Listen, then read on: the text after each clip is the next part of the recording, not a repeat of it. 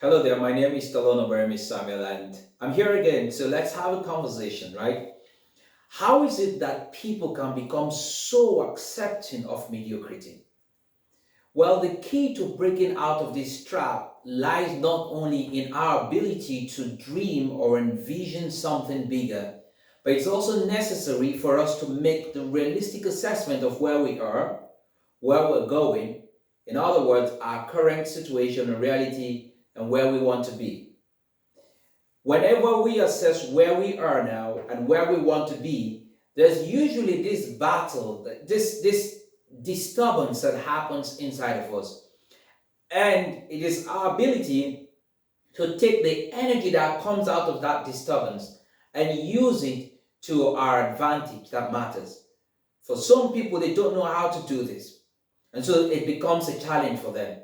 So, to help us to understand this, let me explain that we have something inside of us, our brains, the way our brains work, we have something inside of us that kind of filters what happens in our brains, what is allowed to be stored and what is not allowed to be stored. So before I get to all of that, let's look at what exactly is what we mean when we say current reality. And when we talk about current reality, we are talking about where we are right now, the way things are. And the problem with most people is that they stay there where things are. They find it hard to get out and move on to somewhere else. So they stay there where things are, and it becomes challenging for them. They are stuck. They talk about real things, talk about things that happen in the world and all of that, but they don't focus about how they can actually change as a person, what they need to do in order to change their situations if that is required. There's a word that many people talk about. You probably have attended training programs and all of that, and people talk about that word every time. It's called vision. Now, what's a vision? More often than not, a vision is something that you see, and every other person probably thinks you're mad. But you're the one that sees it, and it's so real.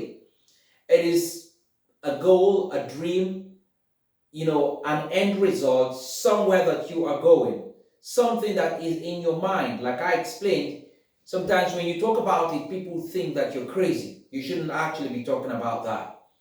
A vision is something that is not here yet, but in your subconscious, in your mind, it's already there. It is so real that you would do anything to bring it to reality, to manifest, to bring it, to make sure that it comes to a physical manifestation. Like I said, it isn't apparent yet. It is more like what is stated in Hebrews, where faith was defined as the evident demonstration of reality, though not beheld. So many a times, without faith, it's so hard to bring about, to pursue, or bring about to reality your vision. And so we can all be dreamers, but we cannot just be dreamers. Don't just be someone who wants something. It's not enough to just say, I want this. You've got to make it happen. Sometimes making this happen might require you to probably learn some new skills, do some new things, okay, take some new steps to get up to that point. So, a vision is not just about dreaming. A dream or you wake up, a vision is real to you, even if it's unreal to any other person. In fact, to many people, you are going to be seen as someone insane, an unrealistic, a mad person. But for you, it is real. And you need faith to push, to do whatever it takes to bring your vision to reality. So now you understand. But there's a constant battle between where you are, which is your current reality, and where you want to be. Understand that there's a constant battle between where you are right now and where you want to be. And a lot of people get stuck on where they are right now, where they're living now, and they are stuck in their ideas. They never get out of that place. And they just cannot put those ideas down and begin to work to bring them to reality. Because in many cases, they have people around them who talk down on them.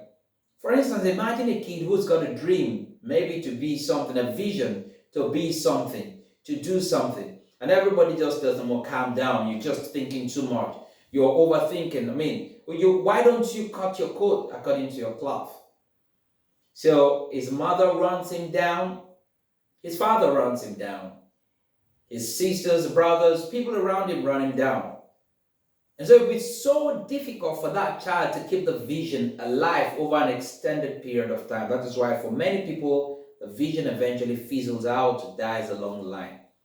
You might want to be a scientist, you might want to be a technician, you might want to be a writer, an author, whatever it is you want to be. For some people, it's a stupid idea to don't even try, don't even start it. And standing and pushing through can be really challenging.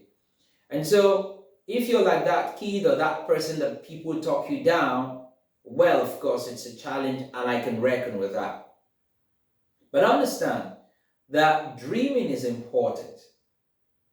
When I mean dreaming, envisioning actually is important.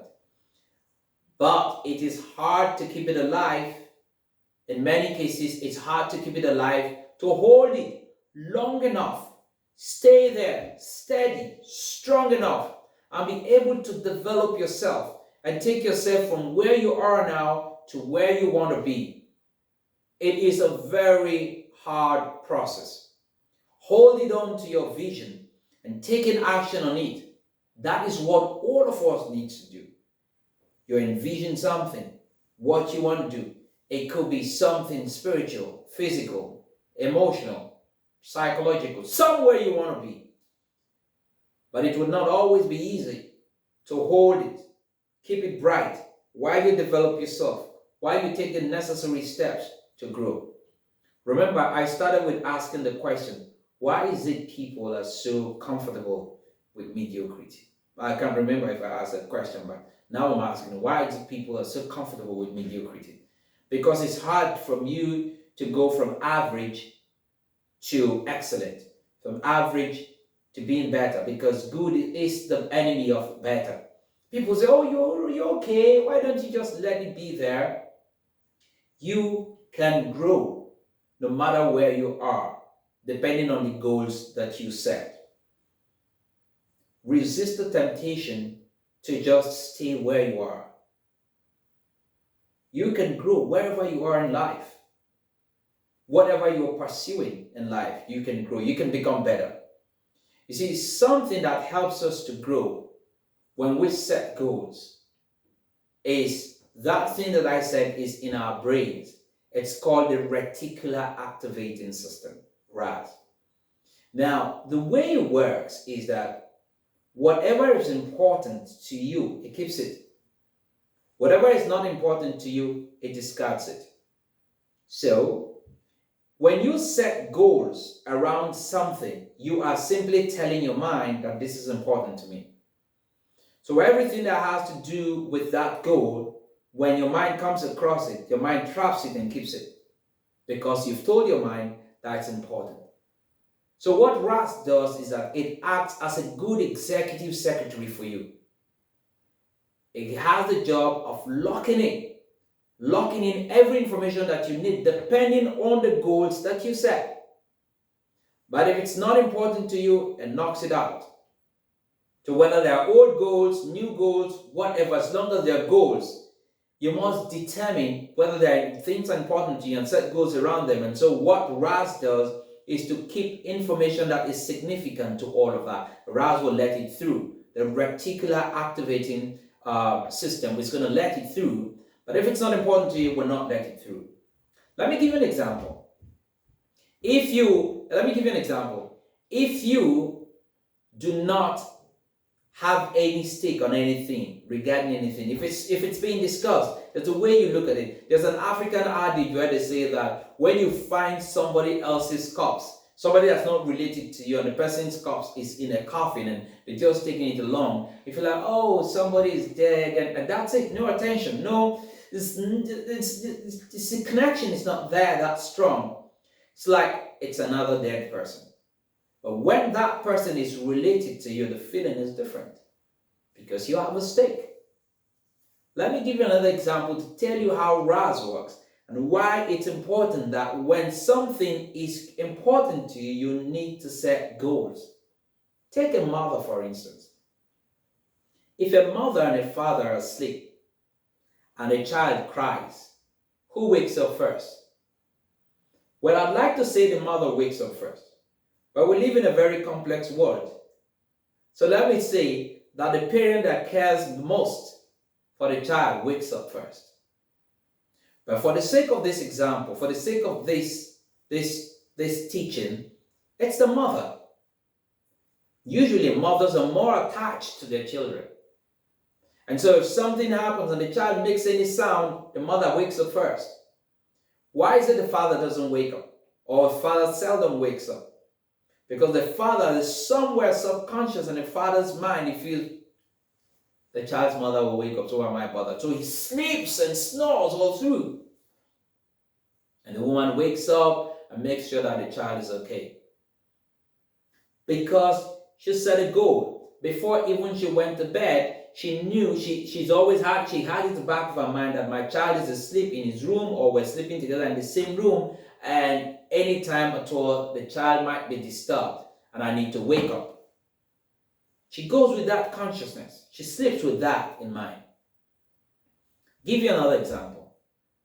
So that same mother, she's sleeping at night, a plane flies across over the house, even at a very low level.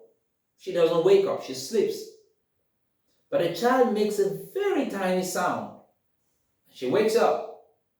It's not about the loudness of the sound. It's about whether she cares about that thing or not. She doesn't care about the plane. Why is she going to wake up? Even if the house is located close to a railway, boom, trains pass, she doesn't care. But when the child makes that small sound, she wakes up. Why is that? Because she's got a stake. So do you have a stake in that place that you're going to? Do you have a stake so much that you set a goal, or you set goals along that path, so that your RAS, your reticular activating system, captures information regarding all of that and stores them for you so that you can use them? Have you ever had time? I'll give you another example. Have you ever had the time, or have you ever been in a situation where you read a book 2 times or 3 times? You really couldn't pick out anything. But guess what? You're now given an assignment, a project based on that book. And you read the book once and you're able to pick a lot. Because you're now reading the book with a different focus, with a goal to pick out something. So if you don't set a goal, even when you read. So in other words, for us to get out of mediocrity and become excellent, we need to set goals. And have the discipline to work towards hitting those goals. That's the answer. That's a key thing to help us to get out of mediocrity. Only what is important to you is allowed to get through. Many people may not understand that, so they feel lost at times. They feel stuck. If you want to get out from where you are, to where you want to be, you must set goals and work and develop yourself. That way you're also instructing your mind. You're schooling your mind to say, this is important to me. And your mind is aware of that. But if your actions show otherwise, your mind is also aware of that, and your mind will encourage you to go that way. So you need to program your mind to help you out when the time comes. You need to declare what we would refer to as your new significance. What is important to you? And when you declare that new significance, you are also declaring a new level of awareness. So your mind knows it, and your RAS is able to store information regarding that new place that you're going, because you have said that this is important to me. It could be people, it could be information, it could be businesses. Sometimes you just ask yourself, how come I'm just seeing this now? Oh, I just talked about this last time, yesterday, and I'm seeing, why is this? It's because you're beginning to tell your mind, this is important. So your mind, it's not like those things probably were not happening, but your mind is now attentive, and your RAS is now bringing those things to your conscious level, so you're able to see, note them, and use them to your own advantage. I hope this has been helpful to you. If this has been helpful to you, please do not forget to like the video, to share the video, to tell your friends about this channel, to subscribe to our channel so that we will be able to grow this channel and also get more people to see the content that we put out.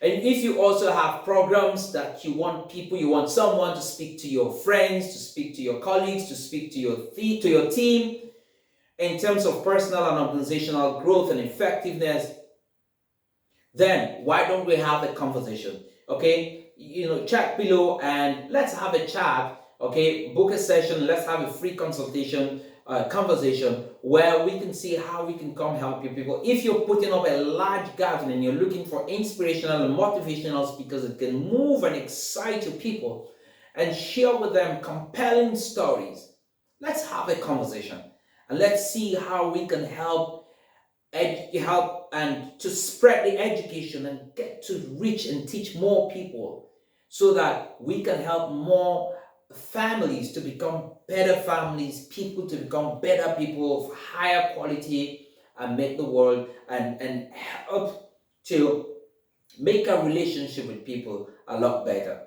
My name is Stallone-Obaraemi Samuel, and my sincere desire for you is that you go on succeeding by becoming a better version of yourself. Until I come your way again, go on succeeding. Bye for now.